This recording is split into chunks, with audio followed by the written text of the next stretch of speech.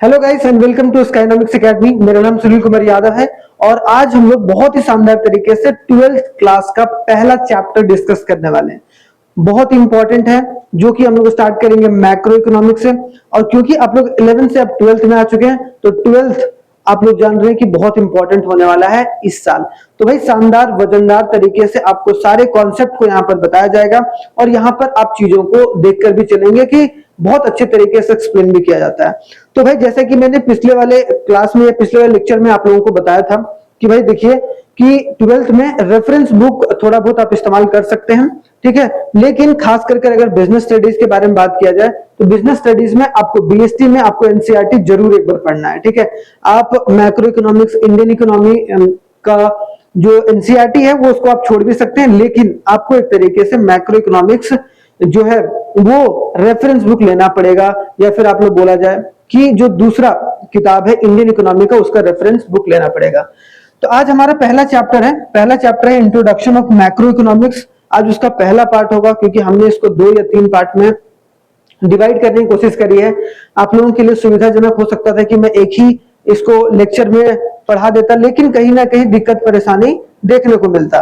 तो भाई हमें एक तरीके से यहाँ पर चीजों को एनालाइज करके जरूर चलना है।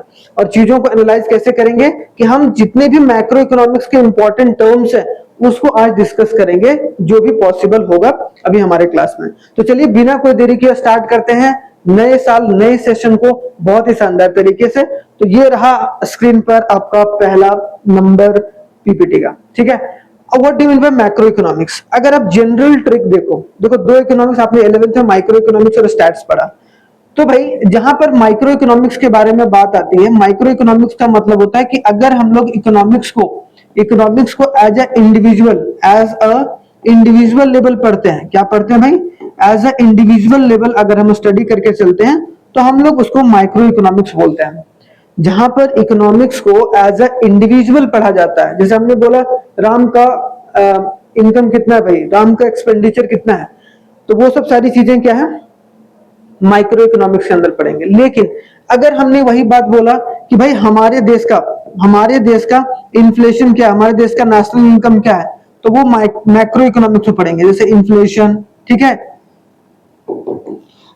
या फिर नेशनल इनकम। तो अगर बोला जाए मैक्रो इकोनॉमिक्स क्या भैया, तो अगर हम इकोनॉमिक्स को एज अ होल पढ़ेंगे, अगर हम ऐसा चीज जिसमें हम सारे डेटा को इकट्ठा कर रहे हैं और तब हम एनालाइज कर रहे हैं कि भाई हमारे देश का नेशनल इनकम ये है। नेशनल इनकम किसी एक इंसान के इनकम को डिटरमाइन करके कभी भी कैलकुलेट नहीं किया जा सकता है, सबसे पहली बात। तो अगर देखा जाए मैक्रो इकोनॉमिक्स क्या होता है, it studies the economic problem at a level of an economy as a whole. कि जब हम पूरी इकोनॉमी को साथ में पढ़ने की कोशिश करते हैं और इकोनॉमिक प्रॉब्लम को ढूंढने की कोशिश करते हैं तो उसको हम लोग क्या बोलेंगे भाई, मैक्रो इकोनॉमिक्स के अंतर्गत आएगा, ठीक है। यहाँ पर अगर देखा जाए it concern with the determination of aggregate output and a general price. Aggregate output का मतलब क्या होता है कि पूरा सारे लोगों के, मतलब हमने बोला कि भाई रिलायंस ने 5000 क्विंटल बिस्किट जो है वो अपने कंपनी का बना के प्रोडक्शन करके बेचा, तो हमने कोई एक इंडिविजुअल मतलब माइक्रो लेवल पर। लेकिन अगर हमने बोला कि जितनी भी कंपनी है उसने इतना सारे बिस्किट बनाया या इतने सारे जो चीजें हैं वो बनाकर मार्केट में बेचा, मतलब वो एग्रीगेट के बारे में बात कर रहे हैं, मतलब पूरे के बारे में बात कर रहे हैं। क्लियर?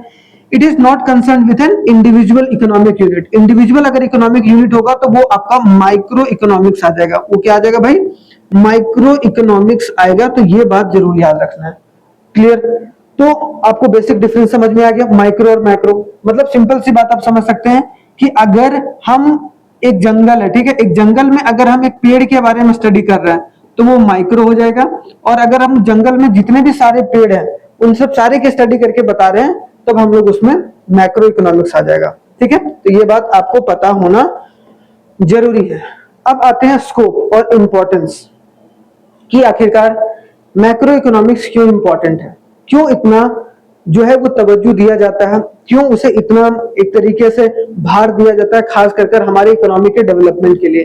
तो अगर देखा जाए स्टडी ऑफ मैक्रो इकोनॉमिक्स क्या क्या इंक्लूड करता है, थ्योरी ऑफ एम्प्लॉयमेंट, कि एक देश में किस तरीके का एम्प्लॉयमेंट, कितना एम्प्लॉयमेंट देना चाहिए कि नहीं देना चाहिए, उसके बारे में स्टडी करते हैं भाई यहाँ पर। Theory of national income determination, हमारे देश का क्या नेशनल इनकम होगा उसके बारे में डिटरमाइन करने के लिए एक तरीके से हम लोग मैक्रो इकोनॉमिक्स का इस्तेमाल करते हैं। फिर theory of general price. General price का मतलब जैसे हमने बोला भाई एक टॉय है, मान लो ये एक टॉय है। अब अगर टॉय का जो प्राइस है वो मान लो कि 500 रुपीज है। अब अगर टॉय का प्राइस 500 रुपीज है, इसका मतलब हम इंडिविजुअल है, इंडिविजुअल के। लेकिन हमने बोला भाई बहुत सारी चीजों का ना प्राइस बढ़ गया जिसकी वजह से महंगाई बढ़ गया, जो जनरल प्राइस है ना। वैसे भी हम लोग इन्फ्लेशन क्या बोलते हैं भाई, इन्फ्लेशन को अगर बच्चों ध्यान दो तो इन्फ्लेशन का मतलब ये होता है rise in the general price, rise in the general price, ठीक है, rise in the general price. तो हम लोग सिंपल सी बात क्या बोलेंगे कि अगर बहुत सारी चीजों की कीमत में या फिर प्राइस में अगर राइज होता है तो इन्फ्लेशन बढ़ता है। ऐसा नहीं बोलेंगे कि अगर टॉय का प्राइस जो है पहले 400 था अब 500 हो गया तो भाई हमारे देश में इन्फ्लेशन आ गया ना। तो जनरल प्राइस का राइज नहीं, वो इंडिविजुअल प्राइस जो है राइज हुआ। Clear. Theory of money, money किस तरीके से काम करता है वो सब सारी चीजों के बारे में हम लोग यहाँ पर मैक्रो इकोनॉमिक्स में पढ़ते हैं। फिर theory of international trade, international trade किस तरीके से हो भाई, एक्सपोर्ट इंपोर्ट किस तरीके से हो, ठीक है, वो सब सारी चीजों के बारे में हम लोग मैक्रो इकोनॉमिक्स में स्कोप होता है स्टडी करने का। तो अगर बोला जाए सब्जेक्ट मैटर ऑफ इकोनॉमिक्स या फिर स्कोप क्या होता है तो ये चीज देखने को मिलता है। अब स्कोप के बाद आपको एक चीज और है, इंपॉर्टेंस देखना है। अब स्कोप के बाद इंपॉर्टेंस, इंपॉर्टेंस का मतलब क्या कि आखिरकार मैक्रो इकोनॉमिक्स जो सब्जेक्ट मैटर जो हम लोग पढ़ते हैं मैक्रो इकोनॉमिक्स में, जैसे हमने बोला जनरल प्राइस पढ़ते हैं, नेशनल इनकम के बारे में पढ़ते हैं, एम्प्लॉयमेंट के बारे में पढ़ते हैं, general rise in the price के बारे में पढ़ते हैं, तो भैया उसे कहीं ना कहीं लागू भी तो करना है कि नहीं। ऐसा तो नहीं पढ़ के छोड़ दें। अब जैसे मतलब कोई बंदा बोल रहा है अरे पढ़ लेते हैं बस उसका कहीं काम आएगा नहीं है, ऐसा कभी नहीं होता है। अगर जो बंदा कुछ भी पढ़ रहा है तो कहीं ना कहीं लागू होगा अगर वो सही तरीके से पढ़ेगा। तो अगर मैक्रो इकोनॉमिक्स को सही तरीके से पढ़ा जाए तो उसको कहीं ना कहीं लागू भी किया जा सकता है। अब लागू कहाँ किया जा सकता है भैया, तो अलग अलग तरीके से इकोनॉमिक्स को या मैक्रो इकोनॉमिक्स को हम लोग लागू कर सकते हैं जिससे इंपॉर्टेंस पता चलता है। ये हेल्प करता है मैक्रो इकोनॉमिक्स स्टडी, या आप लोग ऐसे बोल सकते हैं कि मैक्रो इकोनॉमिक्स स्टडी हेल्प्स, ठीक है, स्टडी हेल्प्स कहाँ करता है, गवर्नमेंट को पॉलिसी फ्रेम करने में मदद करता है। सरकार जो भी पॉलिसी बनाती है, प्रोग्राम्स बनाती है हमारे लिए, उसमें एक तरीके से मदद करता है कि भाई किस तरीके से चीजों को एनालाइज किया। जैसे कि अगर मैक्रो इकोनॉमिक्स के तहत ये पता चला कि हमारे देश में एम्प्लॉयमेंट जो है वो कम है, क्या है भैया, एम्प्लॉयमेंट जो है कम है। एम्प्लॉयमेंट कम का मतलब क्या होगा कि हमारे देश में नौकरियां कम है। अब अगर नौकरी कम है भैया तो नौकरी दो, पैसे दोगे उसके लिए सरकार पॉलिसी बनाएगी अलग अलग चीजों को लेकर, ठीक है। दूसरा देखा जाए it facilitate international comparison, international comparison करना आसान हो जाता है। जैसे आप मान लो कि हमारे देश का जीडीपी निकाल रहे हो, ठीक है, एक देश का इंडिया का जीडीपी निकाल लिया, अब इसी तरीके से अमेरिका का जीडीपी निकाल लिया। अब अमेरिका की जीडीपी हमारे जीडीपी से ज्यादा है या कम है तो वो कंपेयर करना आसान कैसे हुआ, जब हम मैक्रो इकोनॉमिक्स को स्टडी कर रहे हैं तब एक तरीके से आसान हुआ।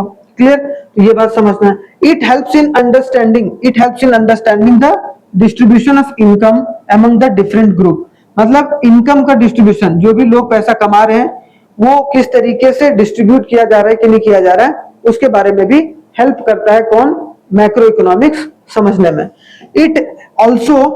It has special significance in studying monetary problems, ठीक है, दैट अफेक्ट्स द इकोनॉमी। क्या बताता है, मॉनेटरी प्रॉब्लम्स कि हमारे देश में जो पैसों से क्या रिलेटेड प्रॉब्लम है भाई, और उसको सही कैसे किया जा सकता है, क्या आखिरकार प्रॉब्लम कितना गहरा है कि नहीं है, उसके बारे में स्टडी करते हैं। मतलब हम बोल सकते हैं कि हमारे देश में अगर मनी एंड बैंकिंग से रिलेटेड अगर कोई प्रॉब्लम होगा तो उसको आराम से सॉल्व किया जा सकता है with the help of macro economics variables. मतलब हम लोग ये बोल सकते हैं कि मैक्रो इकोनॉमिक्स का इस्तेमाल करके हम लोग चीजों को ठीक कर सकते हैं। आई होप सो समझ में आ गया होगा। देखिए 2024 और 25 और 26 और 26 और 27 3 साल से लगातार 4 साल से हम लोग यूट्यूब पर हैं भाई, और जिस तरीके से मेहनत कर रहे हैं तो आप लोगों को भी बहुत बहुत धन्यवाद। और जिस तरीके से आप लोग थोड़े बहुत ही अभी, लेकिन आगे चलकर बहुत बड़े हो जाएंगे अगर हमारा मेहनत और आपका साथ रहा तो ये चीजें चलती रहनी चाहिए, ठीक है। तो ये इंपॉर्टेंस ऑफ मैक्रो इकोनॉमिक्स आपको समझ में आ गया। अब आ जाओ भाई, अब कुछ इंपॉर्टेंट गुड्स है मैक्रो इकोनॉमिक्स में, कुछ इंपॉर्टेंट गुड्स के बारे में आपको समझना बहुत जरूरी है, नहीं तो दिक्कत परेशानी हो सकता है। अब क्या भैया, क्या हो सकता है क्या नहीं हो सकता है उसके बारे में समझना जरूरी है। क्यों, क्योंकि एनालाइज आप जब तक नहीं करेंगे तब तक आपको समझ में नहीं आएगा। तो भाई मैक्रो इकोनॉमिक्स में बहुत सारे गुड्स होते हैं, उसमें सबसे पहले जो गुड्स है वो हम लोग गुड्स के बारे में बात करेंगे, फाइनल गुड्स, कि भाई आखिरकार फाइनल गुड्स होता क्या।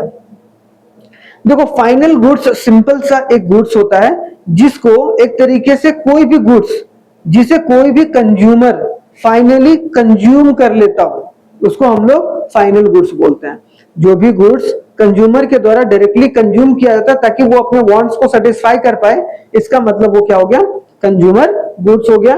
और वो कंज्यूमर गुड्स फाइनल गुड्स के रूप में देखने को मिलेगा, याद रखना। लेकिन कंज्यूमर गुड्स को अलग तरीके से देखेंगे, फाइनल गुड्स को अलग। यहाँ क्या बोला कि फाइनल गुड्स क्या हो गया भाई, वैसा गुड्स जो कि एक तरीके से बाउंड्री लाइन क्रॉस कर चुका है। कौन सा boundary line, boundary line of production, boundary line of production complete कर चुका है।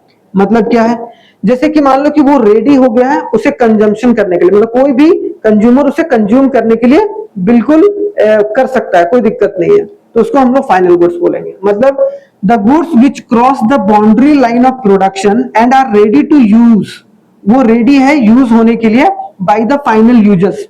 फाइनल यूजर्स का मतलब उसको कस्टमर यूज कर सकते हैं या उसको कंज्यूम कर सकते हैं, ठीक है, कस्टमर जो है उसका यूज कर सकता है, नोन एज फाइनल गुड्स। जैसे क्लोथ है, मिल्क है, कंज्यूम बाय कंज्यूमर, तो ये सब इसका मतलब क्या हो गया कि हम लोग एक तरीके से बोल सकते हैं कि अगर कोई भी गुड्स अपनी बाउंड्री फाइनल बाउंड्री लाइन पास कर चुका है और वो कंज्यूमर के कंजम्पशन के लिए रेडी है, ठीक है, कंजम्पशन के लिए, तो उसको हम लोग कंज्यूमर गुड्स ना बोलकर क्या बोलेंगे, फाइनल गुड्स।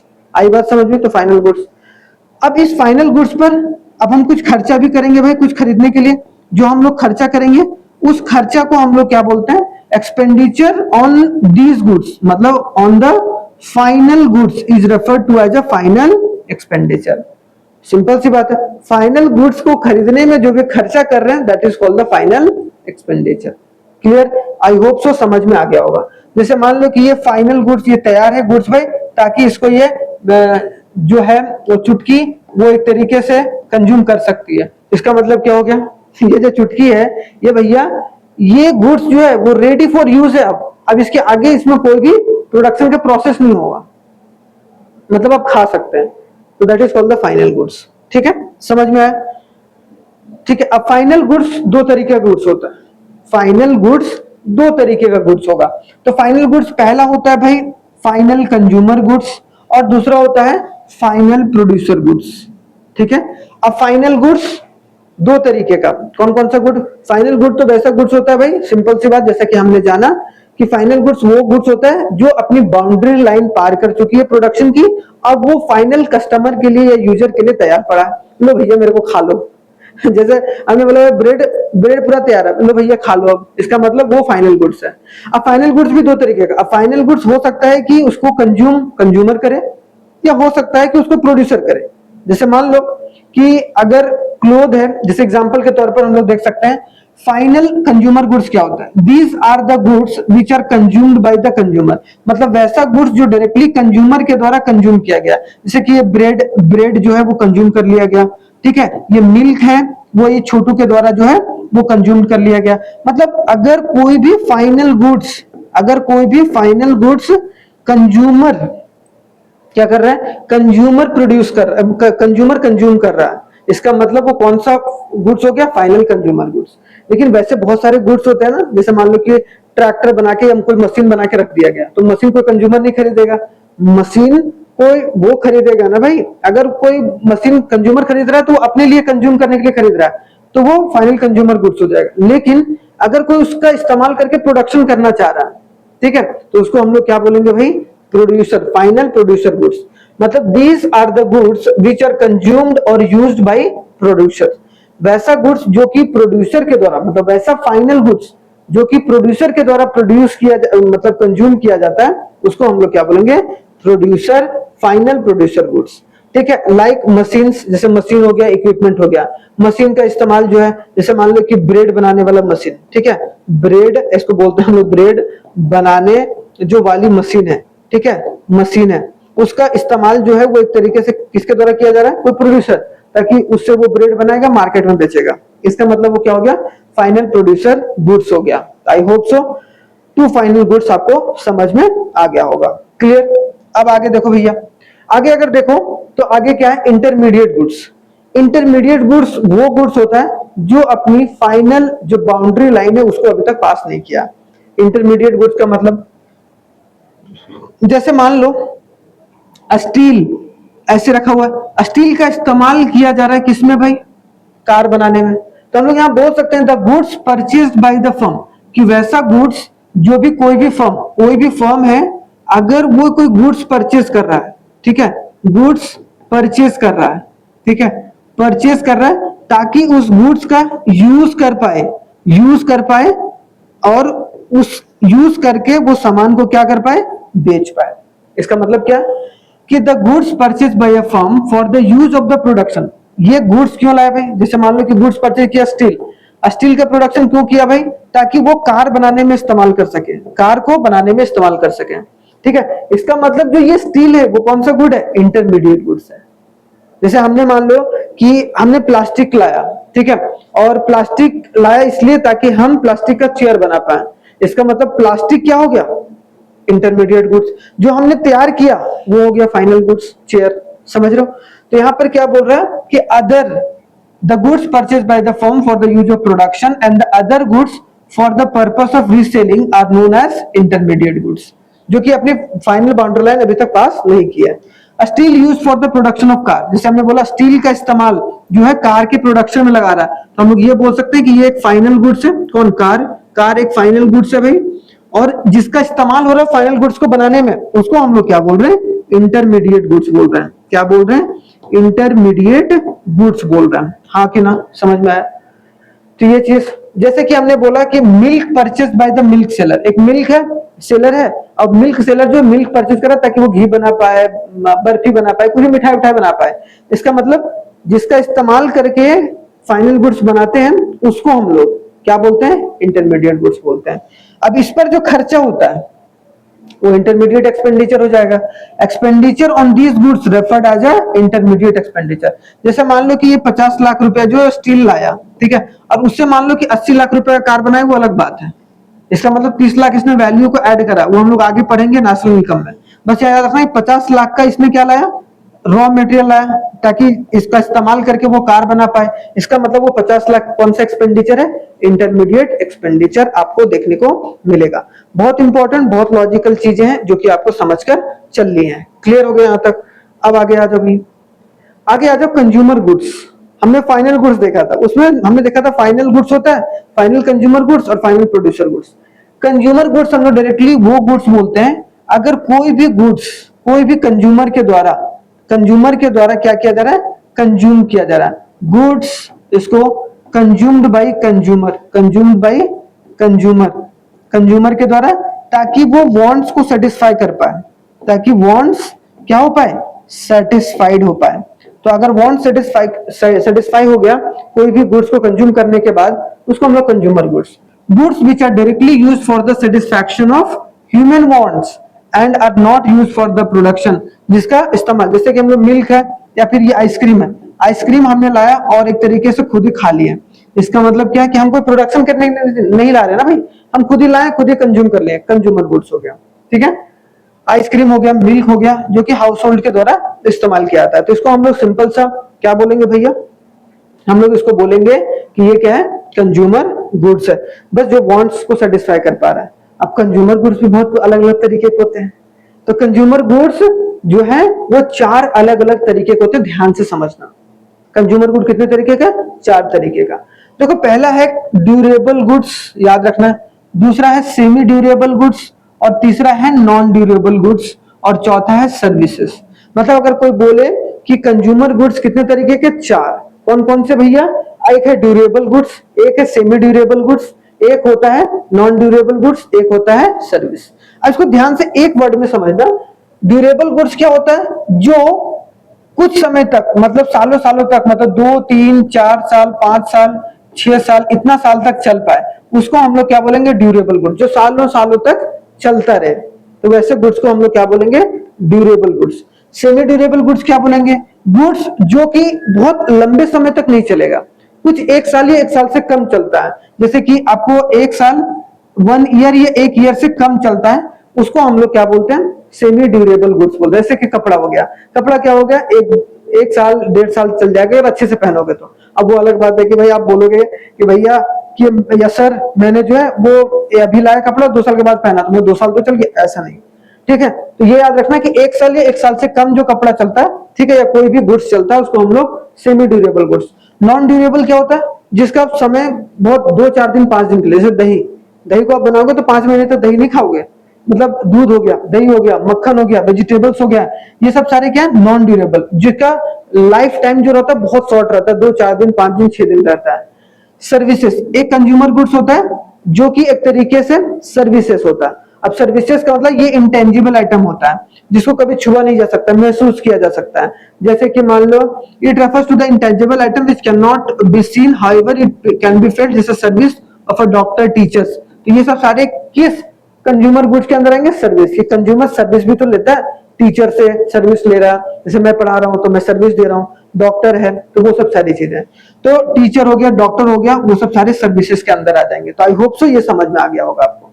ठीक है, तो यहाँ पर क्या durable goods, these are goods which can be used for the several number of times, बहुत बार इसका इस्तेमाल किया जा सकता है, जैसे कार हो गया, एसी हो गया, ये सब। अगर क्रॉकरी क्लोथिंग हो गया, जैसे बर्तन वगैरह हो गया, तो बर्तन वगैरह 1 साल 1.5 साल उससे ज्यादा नहीं खाना चाहिए। वैसे भी एक ही बर्तन में आपको हमेशा बर्तन चेंज करता रहना चाहिए, उसमें माइक्रो पार्टिकल्स निकलते हैं जो कि आपकी हेल्थ के लिए भी अच्छा नहीं है। ठीक है, तो ये बहुत लंबे समय तक नहीं, 1 साल या 1 साल से कम के लिए चलता है। और जो जिसका टाइम पीरियड बहुत ही कम है उसको हम लोग नॉन ड्यूरेबल बोल दिए, जैसे मिल्क्स एंड वेजिटेबल्स।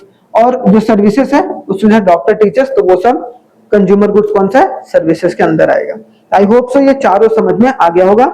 ये जो आपको पीडीएफ है वो हमारे टेलीग्राम पर मिलेगा, स्काइनॉमिक्स एकेडमी पर। स्काइनॉमिक्स एकेडमी 10th 11th 12th पर चले जाइएगा, वहां पर आपको मिल जाएगा। याद रखिएगा, ज्वाइन आवर टेलीग्राम ग्रुप। और जो आपको अगर कॉमर्स के बच्चे हैं भाई, तो आपको एक तरीके से इस चैनल को सब्सक्राइब करना है, अगर आप सही से देख पा रहे हैं तो। अगर आपको अच्छा लगा होगा तो जरूर सब्सक्राइब कीजिएगा चैनल।